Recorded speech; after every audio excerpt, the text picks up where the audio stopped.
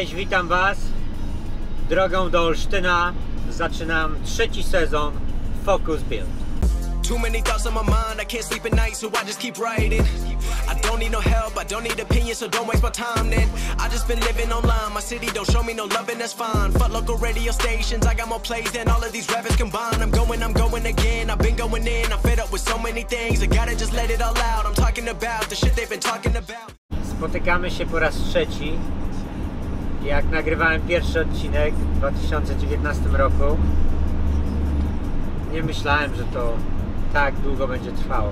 A tu wygląda na to, że jeszcze to trochę potrwa. Powiem Wam, czego możecie się spodziewać w trzecim sezonie Focus Build. Po pierwsze, mamy dwa samochody, które będziemy używać w tym sezonie i myślę, że zrobimy ich porównanie.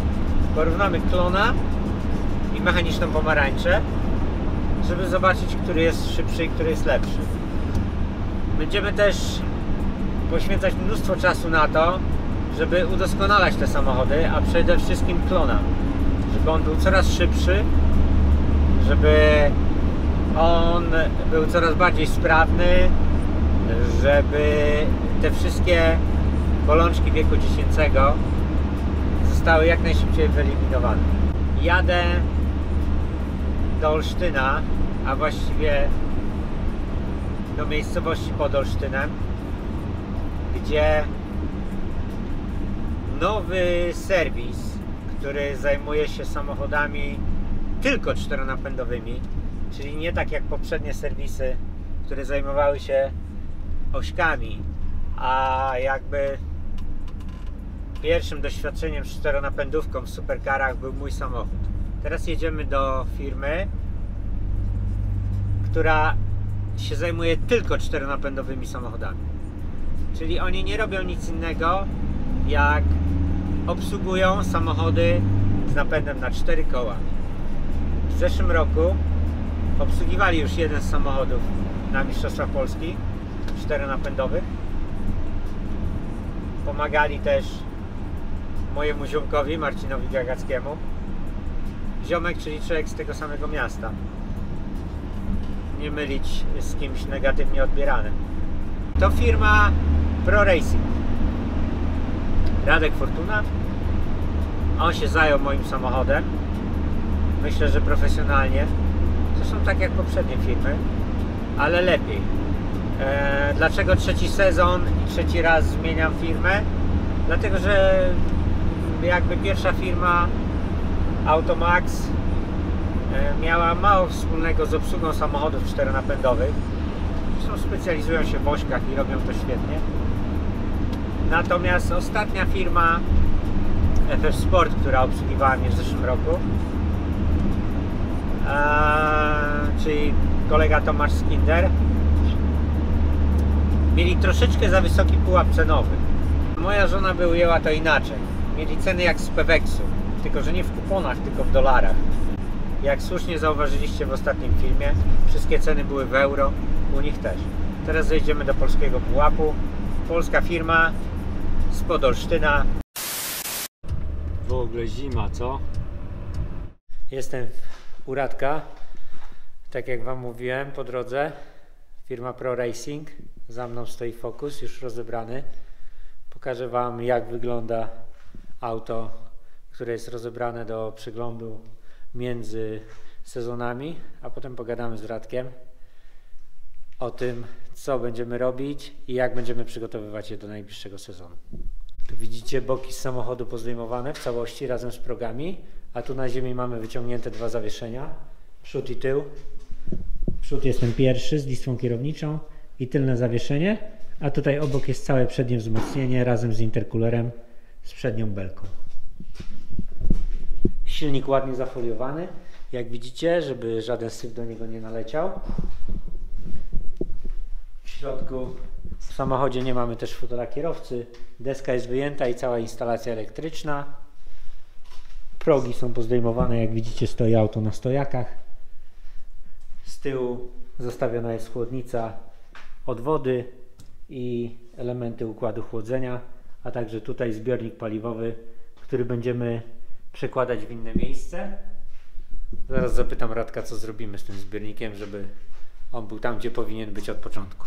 Radek Fortuna, człowiek, który będzie się zajmował moim samochodem w roku 2021 w Rallycrossie. Witam Cię. Witam wszystkich oglądających. To, co Marcin wspomniał na początku, zaczęliśmy od rozebrania samochodu na części pierwsze celem weryfikacji uszkodzonych części, ewentualną ich modyfikacją. Również musimy się nauczyć tego samochodu, bo to jest jakby dla nas nowa budowa. W poprzednim sezonie robiliśmy samochód tej samej klasy, lecz o zupełnie innej budowie. Nie chcemy, żeby to auto stawiało nam jakieś tajemnice, dlatego musimy się z nim zapoznać co do ostatniej śrubki. Powiedz nam, od czego zaczynamy. Wspomniałem o zbiorniku paliwa. Uważasz, że jest w niewłaściwym miejscu? Powinniśmy przenieść go niżej, na drugą stronę samochodu. Chodź, podejdziemy do auta i pokaż nam, jak wygląda to teraz, a jak powinno to wyglądać w przyszłości. Zbiornik paliwa jest o pojemności 20 litrów, czyli tam mamy łącznie z pompami, podejrzewam, że z 25 kg. Jest to w tym momencie bardzo wysoko. I zdecydowaliście się, żeby przenieść zbiornik? Tak. Nastąpi to w ten sposób, że po prostu zdemontujemy obecną zabudowę. Mamy pod spodem dużo miejsca daleko od rury wydechowej. W tym momencie stoi tak jakby bezpośrednio nad nią. Zmniejszymy taki ciężar na górze, damy go zupełnie na dół samochodu. Będzie też bezpieczniej. I przede wszystkim zyskamy na masie, która jakby wiadomo, że im wyżej, tym gorzej. Okej. Czyli przenosimy zbiornik na drugą stronę, za kierowcę. Tak. A moją sugestią było to i twoją, żeby te zbiorniczki, które są też porozkładane po obu stronach, żeby zrobić taką równowagę do tej masy i przenieść to na prawą stronę. To, co będziemy w stanie przesunąć na prawą stronę, oczywiście będzie zrobione. Wszystkie akumulatory są teraz z prawej strony. Okay. Znajdziemy więcej tej masy, którą możemy umieścić po prawej stronie tego samochodu. Czyli to jest pierwsza rzecz, od której powinniśmy zacząć. Tak. Musimy od tego zacząć, przymierzyć belki, zamontować zbiornik i skupić się na tym, żeby ten samochód był jeszcze szybszy niż w poprzednim sezonie. I lżejszy. I lżejszy, oczywiście. A mamy też Briana, który tam nam się ukrywa z drugiej strony warsztatu, zaraz go zawołamy, tak. Bo mamy takie odkrycie wynalazczości jednego z naszych kolegów po fachu, czyli wiązka elektryczna.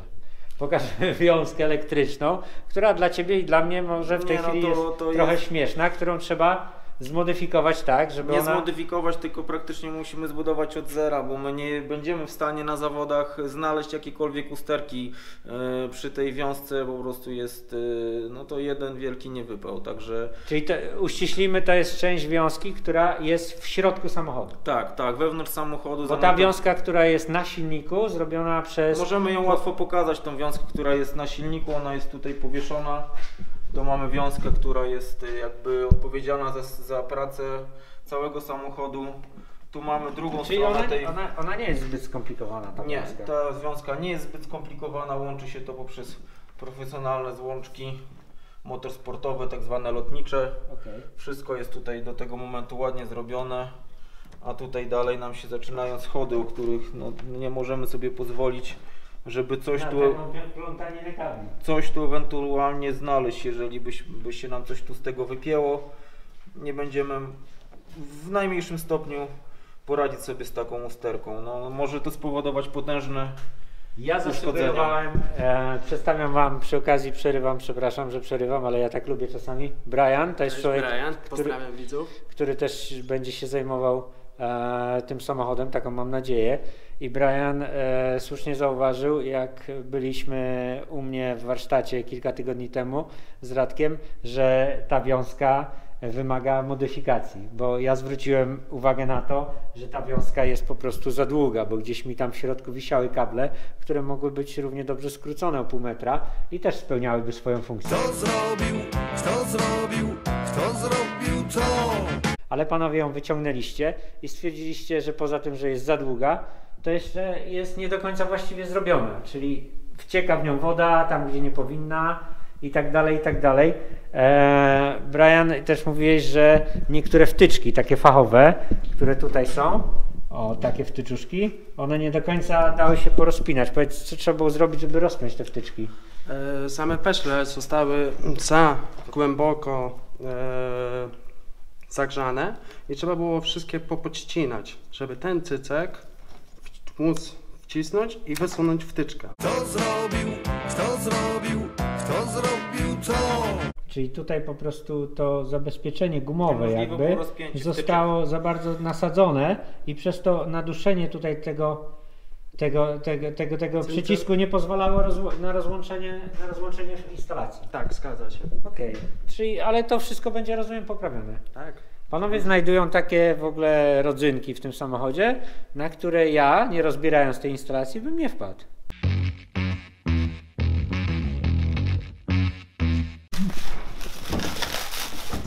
A tu w stretchu mamy taką ciekawostkę, Radek rozpakowuje. To jest sprzęgło, jak pamiętacie, z jednego z poprzednich filmów o wartości najtańszej nowej Daci w salonie. I chłopacy stwierdzili fajną rzecz, że ja na przykład nie używam sprzęgła. Brian mówi, że jak to jest? Nie używam, Brian, sprzęgła? Kompletnie nie używasz, przyjechałeś cały sezon tak naprawdę, to sprzęgło jest jak nowe. Zobaczcie, nowe sprzęgło. Tak, Ale to znaczy, że ja nie zużywam, bo nie naduszam, czy co? Czy inni zużywają? Inni zużywają przede wszystkim. Miałem takiego kierowcę, który po jednej rundzie trzeba było wyregulować to sprzęgło, a ty zobacz, cały sezon przejeżdżasz i to sprzęgło dalej żyje. Bo ja dbam o sprzęty, trzeba dbać o sprzęty. Przede wszystkim nie strzelać ze sprzęgła. Oprócz tego, że jest brudne, nic mu nie dolega. Czyli pięknie, nadal możemy za to kupić nową Dacia Duster w salonie. W ogóle nie Przemierzymy, spiszemy sobie parametry, ale na dzień dzisiejszy sprzęgło wykazuje może 5% zużycia. W tym samochodzie jest silnik Coswortha, a przeniesieniem napędu steruje skrzynia biegów firmy Selholm i mamy ją wyciągniętą. I tutaj też będziemy dokonywać pewnych zmian w tej skrzyni biegów, a dokładnie regulacji centralnego dyferencjału. Tutaj mamy tą skrzynię. To jest część, w której mieszczą się biegi. Tutaj mamy obudowę wałka sprzęgłowego. On jest tak potwornie długi, bo tu już się kończy skrzynia biegów. A tutaj mamy transfer, czyli to, co rozkłada napęd na tył, czyli tutaj przykręcamy wał napędowy, który idzie do tylnego mostu. A tutaj mamy flanszę, do której przykręcamy wał, który idzie do przedniego mostu. I tutaj Radek powie nam ciekawostkę, co zauważył, nie rozbierając jeszcze tej skrzyni, bo tak jak widzicie, ona jest w całości, ale już mamy pierwsze spostrzeżenia jakby niewłaściwego sposobu ustawienia tej skrzyni. Powiedz nam, o co dokładnie chodzi. Skrzynia, tak jak posiadasz perę cierną, jest pozbawiona mechanizmu różnicowego i to jest bardzo, bardzo ważny element, jeżeli chodzi o trakcję, szczególnie na mokrej nawierzchni, ponieważ samochód przy tych nastawach, czyli te nastawy są równe zero, możemy sobie swobodnie obracać. Czyli kręcisz tą Kręcę flanszą, tylną osią. Przednia stoi. oś trzymam jednym palcem, tak? Że Czyli nie mamy. w tym momencie jakbym miał tylnonapędowy samochód. Kto zrobił co?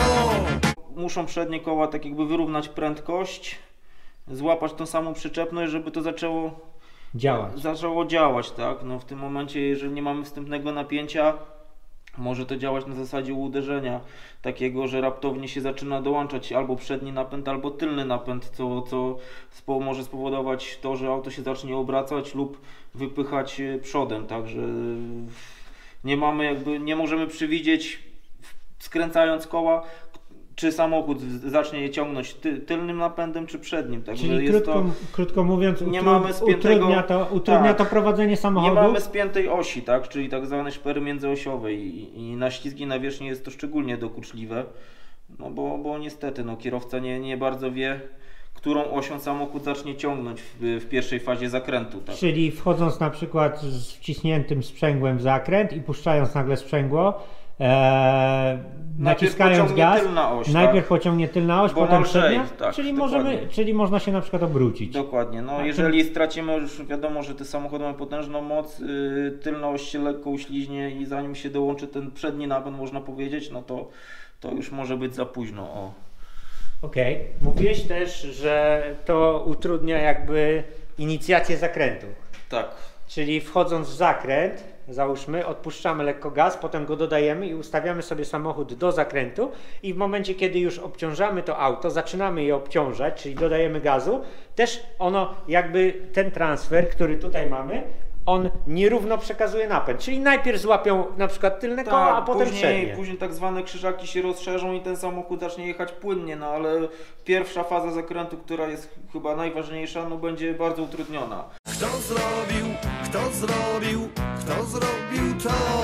Czyli będziemy zmieniać wstępne nastawienie Tak. centralnej szpery. Tak to Miałem możemy do nazwać. czynienia z taką szperą, z takim układem napędowym w innym samochodzie naszego kolegi z Rallycrossu i wiem z doświadczenia, że to bez... Ziomka mojego z Bydgoszczy. Tak, bez wstępnego napięcia nie jest to dobre rozwiązanie i musimy to zmienić. Inne superkary, z którymi współpracowałem w tamtym sezonie, miały ten napęd stały. Nie był absolutnie rozłączany, tylko przez zaciągnięcie dźwigni hamulca ręcznego, gdzie się rozpinał tylny dyferencjał.